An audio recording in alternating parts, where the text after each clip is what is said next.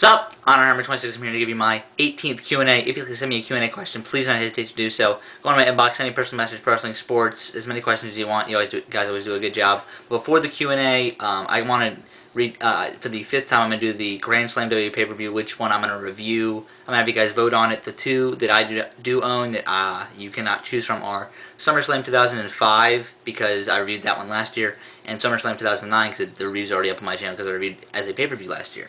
So here are the ones you can choose from that I do own. I have seen others, but I just wanted to do one that I own because I feel it's right. Alright, first is SummerSlam 92, and actually get pretty good condition for a VHS. SummerSlam 92. SummerSlam 94, and even better condition for a VHS. SummerSlam 2001, great condition for a VHS.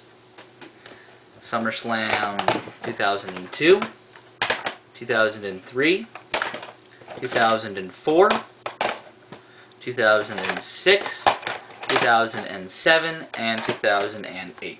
So those are the ones you can choose from. Leave your comments on this video and that in the comment section below.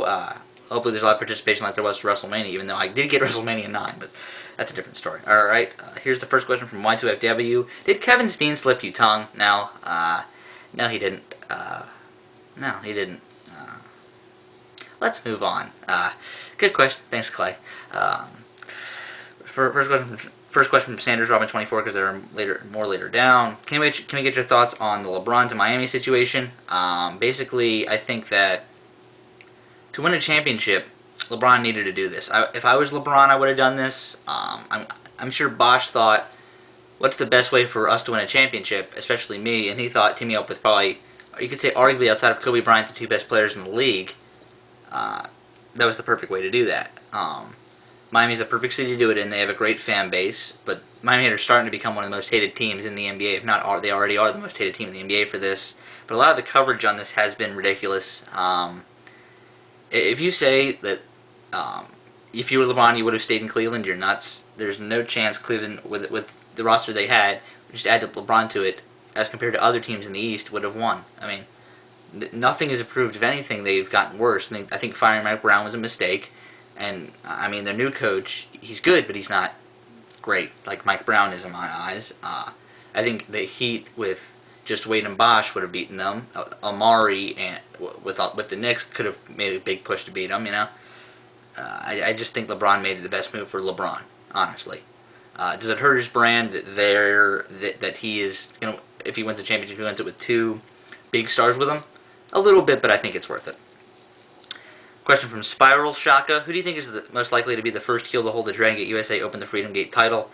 I think it's going to be the next person to hold it in Shingo. I think there is no chance that anyone beats Baby Hulk outside of Shingo, actually. Because he is just so hot right now, and that match in Japan, which a lot of people in the U.S. have seen, is absolutely amazing. I think it would be anybody but Shingo beats Baby Hulk for it, and it would make sense with the storyline. I was at the pay-per-view taping. They set it up perfectly. If they could probably do Danielson Yamato, which was announced, and Baby Hulk Shingo for the belt. If they have the title change there, it'd be totally perfect. I mean, it would make a ton of sense and it'd be great. That's probably what I would do. Gotta have Shingo be the first. Gotta be Baby Hulk. Question from Sanders Robin 24. Why does New Japan have access to so much talent in comparison to Noah this year? Seems like it's the opposite of last year. New Japan was kind of just saving money last year, nothing all that big. Noah used it for the reason being that they wanted to seem more extravagant. They really didn't do that this year because they wanted to save up for their 10th anniversary shows, which are during the summer. If you look at the first one, they brought in Ryusuke Taguchi and Prince Devitt from New Japan to face the tag team of Kenta and Eddie Edwards. That was a great match, but not as amazing as some of you might think. They brought in Hiroshi Tanahashi, and they brought in Kawada for the next show. They brought in actually that show's already has happened. I think they brought in Kawada. They brought in a couple other guys too that I can't remember at the moment, but they definitely were spending their money during make the 10th anniversary celebration great, and that's where they're going to spend it. So they're going to go heavy during the summer, but not during the kind of the first before then or after. So during the fall and winter and spring, they're not really going to spend all that much money to go for outside talent in Noah. But New Japan, they are spending a lot of their money this year to bring in Masato Tanaka to face Hirooki Goto. They got a lot of feuds where it involves guys outside of and a lot of champions. Marufuji was the champion for a while, IWGP Junior champion, and he's a Noah wrestler, so they had to bring him in a lot. So New Japan does have a lot, because they were conservative last year, does have a lot of money this year. Question from Instant Classic G1. If Davey Richards leaves wrestling later this year, who would likely face it? Who would you like to face him in his farewell match? It could be a couple people. First is Christopher Daniels. They've been building sort of this since the Big Bang. If they don't have a match at all until Davey Richards' retirement match, Final Battle, I think that would work perfectly. Another guy's got to be Eddie Edwards as his tag team partner. And I read in an interview that he's the only reason why he didn't retire last year. So Eddie Edwards. It could be either member of the Kings of Wrestling, because that would work in storyline what's happening with Shane Hagedorn now and Claudio, or Chris Hero. So probably one of those four. But if it was my personal choice, I'd probably do Eddie Edwards. He just makes the most sense. It probably is the thing that people want to probably see the most. But I think you got to have Davey win that match.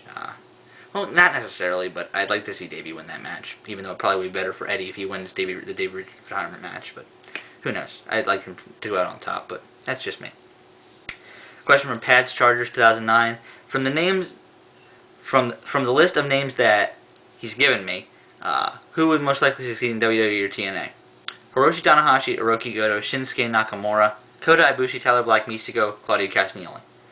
I don't think Tanahashi would succeed in WWE, TNA, maybe, but I would push it. He has made a TNA pay-per-view appearance before Final Resolution 06. Hirooki Goto probably would work in both, especially WWE. He's got the size, he's got everything that they're looking for. Shinsuke Nakamura, I think he's actually overrated, so neither. Kota Ibushi, neither, because his style wouldn't work. He had to tone it down a lot for WWE and TNA.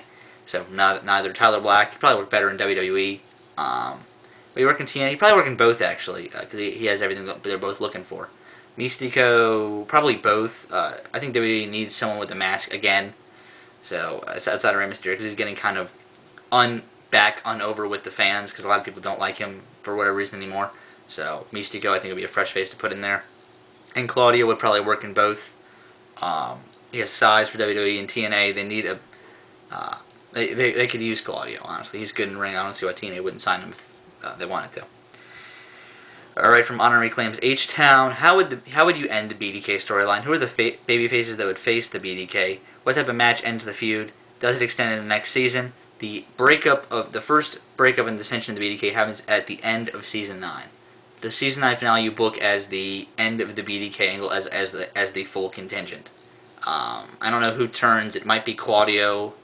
He probably is the only man who would make sense to turn on his own, unless you have like a group turn, like you turn Dorado, Del Rey, Dance. You turn like half of them face and half of them heel. You probably have to add in a 10th member to that, make it 5-on-5, or you might have to do 4 or 5-on-4 and you keep Jacob Ebermeyer and Derek Zabato and Dieter von Steigerwald with the still BDK heel contingent. Some match that ends the feud probably has to be some match where Kingston, Quackenbush, and Ultimatus Black team up to take on Claudio, Aries, and Tursus. Probably something like that. The three main guys who all are different kind of team up for one time together. And then Claudio turns on Tursus and Aries after the match or something like that. But I'll trust Drakkar to do it by themselves. I kind of like where they're going with this, especially with Vokader appearing. Sorry about a spoiler there, but I just stopped watching it, and some of you probably have seen it with Vokader making a return at Drakkar Source. Sorry to spoil it. I didn't mean to. But that's how I would end it. It has to be at the Season 9 finale. Probably the return to the ECW arena. That's probably going to be the next show there, because they're trying to make that kind of the big show arena for them, with King of Trios, Drakkar Source Rex, and then the Season 9 finale. First question from Shady610. What do you think of the heat Vicky Guerrero draws? I think she does a lot of good heat. She's definitely a great heel. She was the best heel on SmackDown and Raw for a little while, because she just drew a lot of heat and got the wrestler she was always with over as a heel. That's how Chavo got over as a heel versus Rey. I just think she's pretty good. She's very good at what she does. I actually like it. And so there's that. Alright, do I have time for another question? No, I don't think so. Alright, I'm going to do the rest of Shady610's questions to start the next Q&A, or unless someone sends me a question that is time relevant, so I have to answer that. But Shady610, the rest of your questions will be in the next one. Remember to vote on a SummerSlam, and I'll see you guys later.